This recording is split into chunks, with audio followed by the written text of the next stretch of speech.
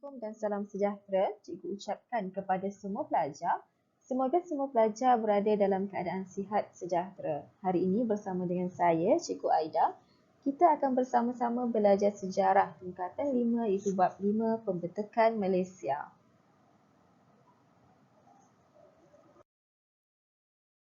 Tajuk pada minggu ini adalah sambungan daripada minggu lepas. Itu hari ini kita akan belajar tentang 5.4 Langkah Pembentukan Malaysia, 5.5 Perjanjian Julai 1963 dan peristiwa pengisytiharan Malaysia, dan last sekali itu 5.6 Konfrontasi dan usaha menangani.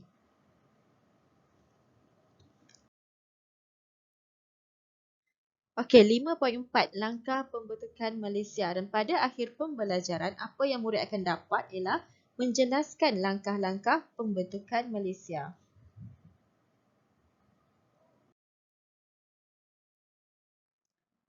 Usul pembentukan Malaysia dibentangkan di Dewan Rakyat pada 16 Oktober 1961 dan usul ini dapat sokongan majoriti ahli Dewan.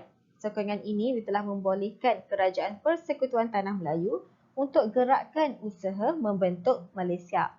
Pelbagai cara dilakukan untuk merealisasikan pembentukan Malaysia, antaranya termasuklah yang pertama, adakan lawatan ke negeri yang terlibat. Yang kedua, tubuhkan Jawatankuasa Setiaukawan Malaysia ataupun JSKM. Yang ketiga, wujudnya referendum Singapura. Yang keempat, adanya rundingan London.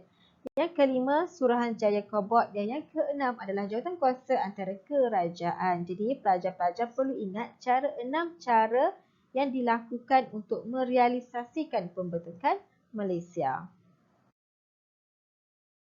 Yang pertama adalah siri lawatan. Jadi kita tengok lawatan ke mana dan siapa yang terlibat. Yang pertama, pada Julai 1961, Tengku Abdul Rahman dia mengadakan lawatan ke Sarawak dan Brunei. Lawatan ini adalah untuk tinjau dan bertemu dengan pemimpin tempatan. Kenapa? Untuk terangkan rancangan pembentukan Malaysia. Yang kedua ialah Persekutuan Tanah Melayu diaturkan lawatan pemimpin Sarawak dan Sabah ke PTM. Dan pada Ogos 1962, Datuk Bandar Abang Haji Mustafa, Temenggung juga Anak Barek, Donald Stephen dan juga Datuk Mustafa Datuk Harun, dia mengadakan lawatan. Kenapa? Sebab dia nak tinjau kemajuan di Persekutuan Tanah Melayu. Seterusnya, November 1962, lawatan Tengku Abdul Rahman ke Sarawak dan Sabah. Dan last sekali adalah lawatan rombongan Dr. Burhanuddin Al-Helmi dan Ghaffar Babar ke Sarawak dan Sabah. Dan lawatan ini untuk menunjukkan kesepakatan dalam kalangan ahli politik di Tanah Melayu untuk jelaskan gambaran sebenar tentang rancangan Malaysia kepada penduduk Sarawak dan juga Sabah.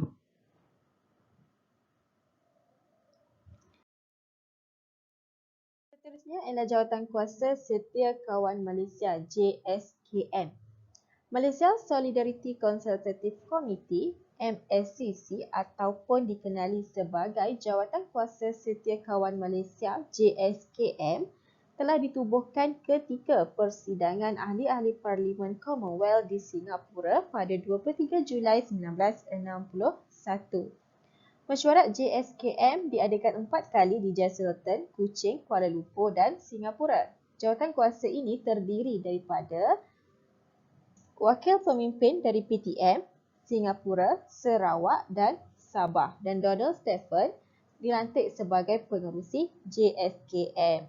Dan mesyuarat kedua, JSKM telah buat keputusan untuk sokong rancangan Malaysia, dan jawatankuasa ini peranannya adalah penting dalam berikan kefahaman kepada pemimpin tempatan dan dapatkan sokongan terhadap pembentukan Malaysia.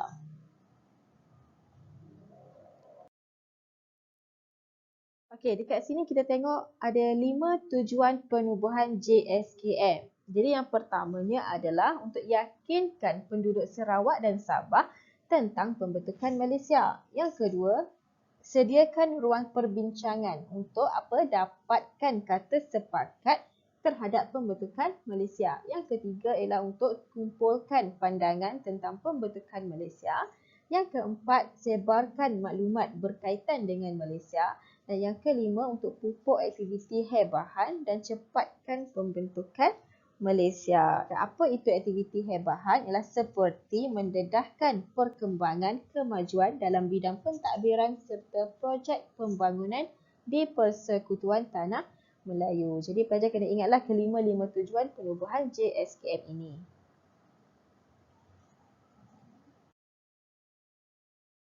Seterusnya, referendum Singapura.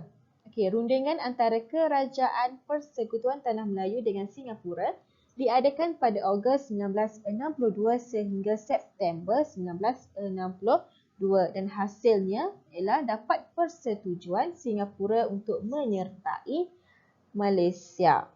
Satu referendum diadakan di Singapura pada September 1962 nak nyatakan bentuk pilihan Singapura sertai Malaysia. Dan keputusan referendum, rakyat Singapura bersetuju untuk gabung bentuk Malaysia seperti syarat yang ditetapkan oleh Kerajaan Singapura dan juga Persekutuan Tanah Melayu. Dan keputusan ini membolehkan Singapura menyertai Malaysia.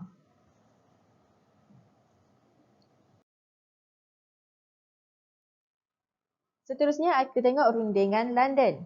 Okay, berlaku pada November 1961 dan rundingan pembentukan Malaysia diadakan di London antara Kerajaan Persekutuan Tanah Melayu dengan Kerajaan British. Dan kedua-dua kerajaan ini bersetuju untuk tubuhkan sebuah suruhanjaya bagi tinjau reaksi penduduk di Sarawak dan Sabah. Okey, langkah yang seterusnya adalah Suruhanjaya Cobalt. Suruhanjaya Cobalt ini terbentuk hasil daripada rundingan London tadilah. Okey, Suruhanjaya ini dibentuk secara rasmi pada Januari 1962 dan Suruhanjaya Cobalt wakil yang dilantik oleh Kerajaan British dan juga Persekutuan Tanah Melayu. Okey, kita tengok ahli jawatan kuasa dia. Lord Cobalt sebagai pengerusi, ahli-ahlinya ialah Sir Anthony Abell, Sir David Waterston, Muhammad Ghazali Syafi'i dan juga Wong Ho Ni. Dan Suruhanjaya ini telah lawat 35 pusat lawatan iaitu 20 di Sarawak dan 15 di Sabah. Dan pada Jun 1962, Suruhanjaya Cobalt serahkan laporan kepada Kerajaan British dan juga Persekutuan Tanah Melayu. Okey, antara kandungan laporan Suruhanjaya Cobalt ialah 2/3 penduduk sokong pembentukan Malaysia, disyorkan agar Perlembagaan Persekutuan Tanah Melayu 1957 dijadikan asas Perlembagaan Persekutuan yang baru dan cadangkan kuasa autonomi dan jaminan khas diberikan kepada Sarawak dan Sabah, iaitu tidak boleh dipinda atau dibatalkan oleh Kerajaan Persekutuan tanpa dapat persetujuan daripada kerajaan negeri berkenaan.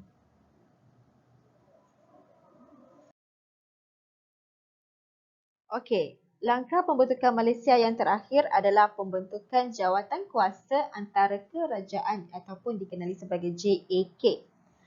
Kerajaan British dan Persekutuan Tanah Melayu diumumkan penubuhan Intergovernmental Committee ataupun jawatan kuasa antara kerajaan pada Ogos 1962. Dan jawatan kuasa ini diwakili oleh Kerajaan British, Persekutuan Tanah Melayu, Sarawak dan Sabah. Tujuannya adalah untuk sediakan rangka perlembagaan dan bentuk keperluan lindungi kepentingan Sarawak dan Sabah. Okey, jawatan kuasa ini dipengerusikan oleh Lord Lansdowne, itu Menteri Tanah Jajahan.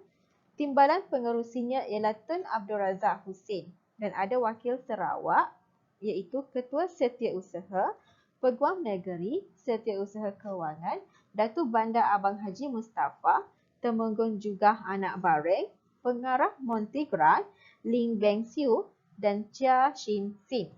Manakala ada juga wakil Sabah iaitu Ketua Setiausaha, Peguam Negeri, Setiausaha Kewangan, Datuk Mustafa Datuk Harun, Donald Stephen dan juga Koh Siak Chiu.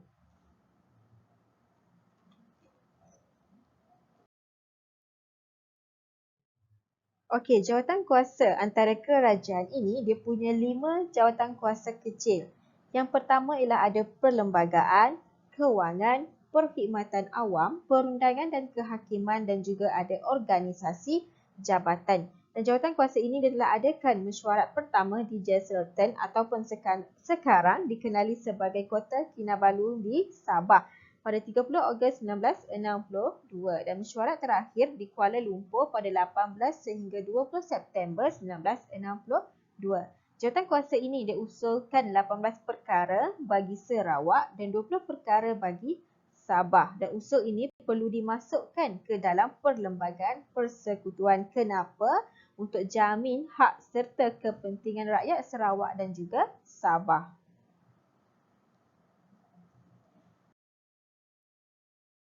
Okey, ini adalah antara perkara 18 perkara bagi Sarawak dan 20 perkara bagi Sabah jadi teras utama dalam perlembagaan. Yang pertama, Islam sebagai agama persekutuan Malaysia dikecualikan kepada Sarawak dan Sabah. Bahasa Melayu, bahasa rasmi Persekutuan Malaysia. Namun bahasa Inggeris juga digunakan dan bahasa rasmi di Sarawak dan Sabah. Dan sistem pendidikan kekal di bawah kawalan Kerajaan Persekutuan kecuali di Sarawak dan Sabah. Dan sistem pendidikan di Sarawak dan Sabah kekal di bawah kawalan Kerajaan Negeri sehingga Majlis Negeri buat pindaan. Dan dalam Parlimen Malaysia, sebanyak 24 kerusi hendaklah diperuntukkan kepada Sarawak, 16 kerusi kepada Sabah dan 15 kerusi kepada Singapura. Dan last sekali, kuasa immigration terletak di bawah Kerajaan Persekutuan tetapi Sarawak dan Sabah diberi kuasa tersendiri untuk kendalikan hal ehwal immigration.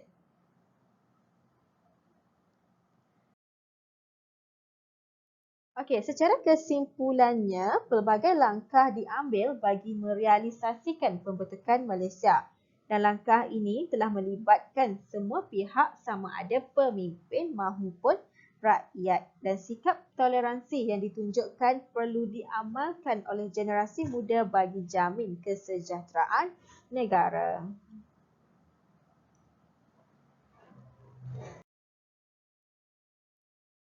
Baiklah, seterusnya kita masuk kepada topik 5.5 iaitu Perjanjian Julai 1963 dan peristiwa pengisytiharan Malaysia. Dan pada akhir pembelajaran, apa yang akan pelajar dapat ialah dapat menghuraikan kandungan Perjanjian Julai 1963 dan peristiwa pengisytiharan Malaysia.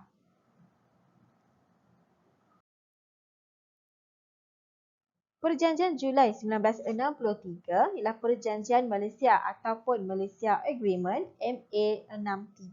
Ialah sebuah dokumen yang ditandatangani oleh Kerajaan British, Persekutuan Tanah Melayu, Sarawak, Sabah dan Singapura. Ingat ya, ingat 5 negeri ini antara Kerajaan British, Persekutuan Tanah Melayu, Sarawak, Sabah dan Singapura. Okey, perjanjian ini ditandatangani pada 9 Julai 1963 di London dan kandungan perjanjian ini adalah seperti yang dikemukakan oleh JAK. Dan prinsip utama perjanjian ini diiktiraf hak yang sama kepada semua negeri dalam Malaysia. Sabah setuju untuk iktirafkan bahasa Melayu sebagai bahasa kebangsaan. Ini kerana sebagai balasan dibenarkan guna bahasa Inggeris dalam tempoh 10 tahun ke 1963 dan 1970 Datuk Mustafa Datuk Harun jadikan bahasa Melayu sebagai bahasa pengantar pendidikan ikut dasar pendidikan kebangsaan. Dan 1971 Dewan Undangan Sabah luluskan bahasa Melayu. Itu jadi bahasa dalam urusan rasmi negeri Sabah.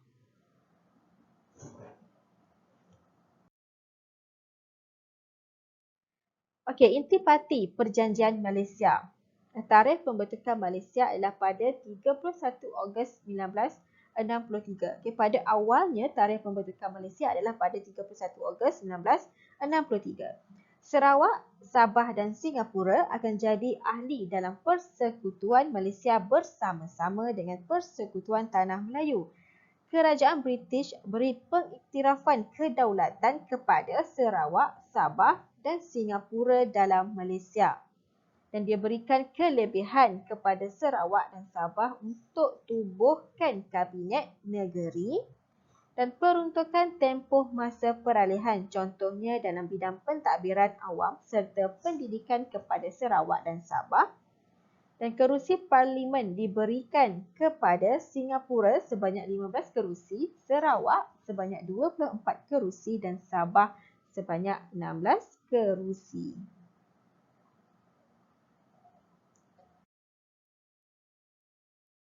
Misi Pertubuhan Bangsa-Bangsa Bersatu, PBB.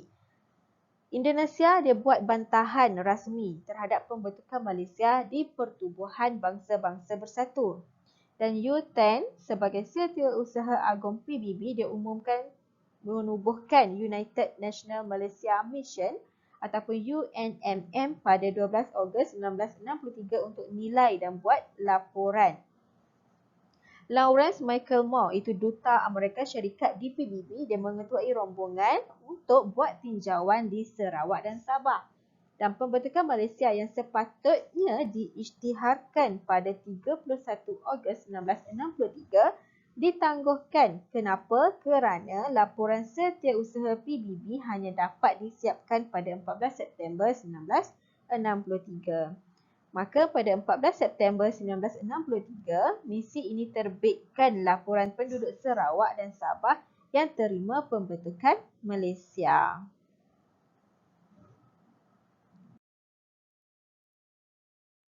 Peristiwa pengisytiharan Malaysia ada 3 tempat di Kuala Lumpur, Sarawak dan juga Sabah. Di Kuala Lumpur, yang di-Pertuan Agong bacakan pengisytiharan Malaysia di Stadium Merdeka disaksikan oleh Tengku Abdul Rahman Putra Al-Haj. Di Sarawak, Datuk Abang Haji Openg Abang Sapi angkat sumpah jawatan yang di-Pertuan Negeri Sarawak. Dan pengisytiharan Malaysia dibaca oleh Hir Johari sebagai wakil Kerajaan Persekutuan di Kuching, Sarawak dan turut hadir ialah anggota Kabinet Negeri. Dan di Sabah pula ialah Datuk Mustafa Datuk Harun umumkan pengisytiharan Malaysia di Kota Kinabalu, Sabah serta tanda tangani surat sumpah jawatan sebagai yang di-Pertuan Negeri Sabah yang pertama. Dan Tun Abdul Razak Hussein mewakili Kerajaan Persekutuan.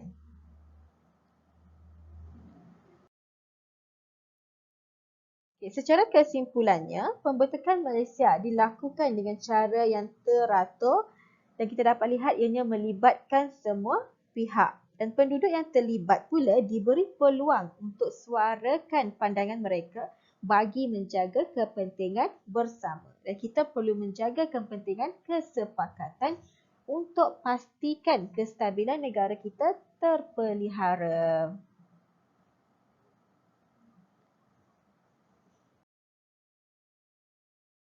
Kita masuk topik yang terakhir dalam bab 5 iaitu 5.6, konfrontasi dan usaha menangani. Dan pada akhir pembelajaran, pelajar akan dapat menerangkan usaha-usaha menangani konfrontasi.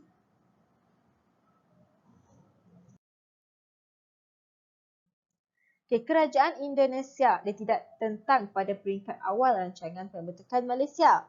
Tentangan ini bermula selepas pemberontakan Brunei 7 Disember 1962.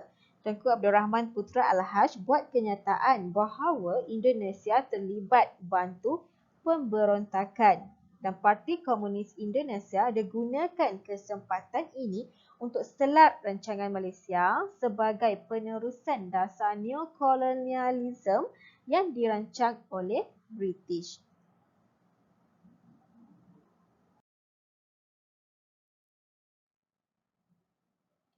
Konfrontasi. Pada 20 Julai 1963, Dr. Subandrio, itu Menteri Luar Indonesia, dia umumkan dasar konfrontasi terhadap Malaysia dengan alasan mengancam kedudukan Indonesia.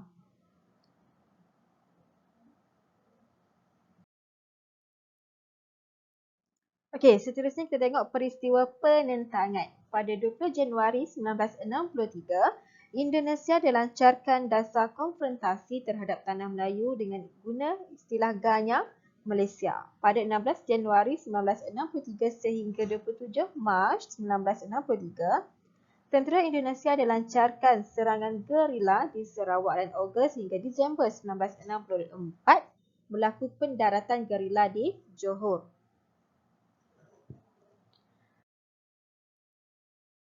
Pada 12 April 1963, tindakan ketenteraan terawal untuk pendaratan tentera dan separuh tentera Indonesia di Tebedu, Sarawak. Pada 29 Disember 1963, peristiwa berbalas tembakan antara tentera Malaysia dengan Indonesia di Kalabakan, Sabah. 2 September 1964, peristiwa pendaratan seramai 30 orang gerila Indonesia di Labis, Johor dan gerila Indonesia yang masuk ke Johor ditahan oleh pasukan tentera Malaysia. Dan Dr. Ismail Abdul Rahman dia telah bawa isu serangan ini ke dalam Majlis Keselamatan PBB dan kaedah provokasi tidak ubah pendirian Malaysia untuk bertindak selain cara diplomatik.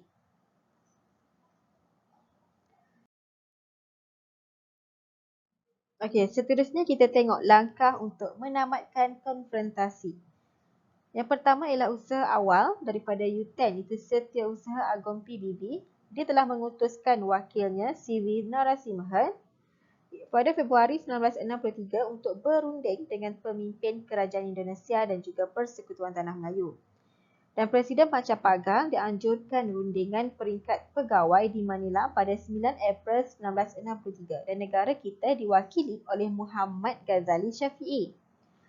Seterusnya, Tengku Abdul Rahman dia terima undangan daripada Presiden Soekarno untuk bertemu di Tokyo pada 1963 dan dalam pertemuan itu Tengku Abdul Rahman terangkan tujuan pembentukan Malaysia. Dan Tun Abdul Razak Hussein dihadiri mesyuarat peringkat Menteri Luar di Manila pada 7 hingga 11 Jun 1963 untuk bagi cari penyelesaian konfrontasi. Dan Dr. Subandrio, Menteri Luar Indonesia, hadir bagi pihak negaranya. Tengku Abdul Rahman terhadiri mesyuarat dengan Presiden Soekarno dan Presiden Macapagal di Manila pada 31 Julai sehingga 5 Ogos 1963 dan hasilnya penerimaan kerajaan Indonesia dan Filipina terhadap pembentukan Malaysia selepas penilaian dibuat oleh PBB terhadap Sarawak dan Sabah. Rundingan Malaysia, Indonesia dan Filipina pada tahun 1964 libatkan 2 persidangan peringkat menteri di Bangkok dan 1 sidang kemuncak di Tokyo dan peranan utama dimainkan oleh Tanat Common itu Menteri Luar Thailand anjurkan pertemuan dengan Menteri Luar Indonesia. Dan peralihan kepimpinan di Indonesia pada 30 September 1965 ditamatkan konfrontasi. Jeneral Suharto telah lantik Jeneral Ali Murtopo dan Adam Malik untuk berunding tamatkan konfrontasi. Dan Indonesia telah umumkan penamatan konfrontasi pada 4 Ogos 1966. Dan Tun Abdul Razak Hussein tanda tangan perjanjian persetujuan normalisasi hubungan antara Indonesia dan Malaysia di Jakarta pada 1 Ogos 1966.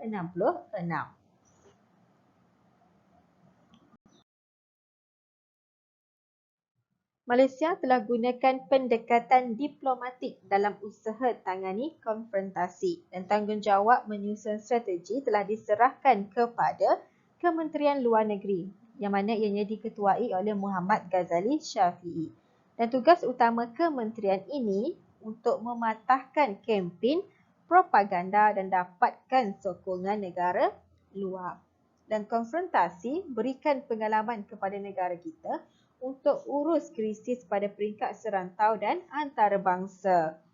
Dan komitmen tinggi yang diberikan kepada pemimpin dan pegawai kerajaan telah berjaya untuk mengelakkan masalah ini jadi konflik yang lebih besar. Dan penting bagi rakyat Malaysia untuk bersatu padu untuk pastikan kestabilan negara dan elakkan ancaman luar.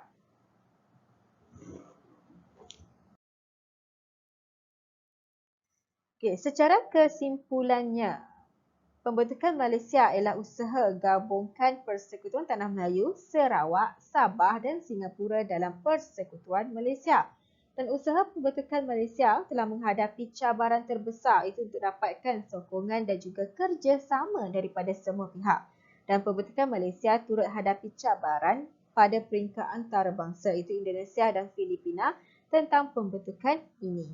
Dan sokongan telah diberikan oleh rakyat membolehkan pembentukan Malaysia diisytiharkan dengan jayanya dan keterlibatan pemimpin, pegawai kerajaan dan masyarakat tempatan telah hasilkan satu persetujuan melalui Perjanjian Malaysia 1963 dan Malaysia berjaya diisytiharkan pada 16 September 1963 dan pengajaran utamanya adalah kepentingan kesepakatan untuk kestabilan negara.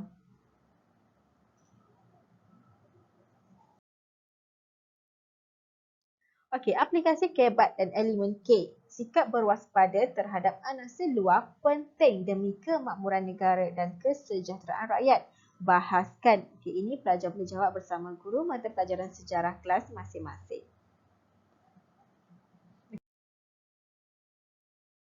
Aplikasi KBAT Cakna Minda. Okey, pembentukan Malaysia dianggap memperkuat usaha ke arah keamanan di rantau Asia Tenggara. Bincangkan. Okey, soalan ini pelajar boleh bincang bersama guru sejarah kelas masing-masing. Baiklah pelajar, setakat ini sahaja untuk hari ini. Kita jumpa di kelas pada minggu hadapan. Terima kasih.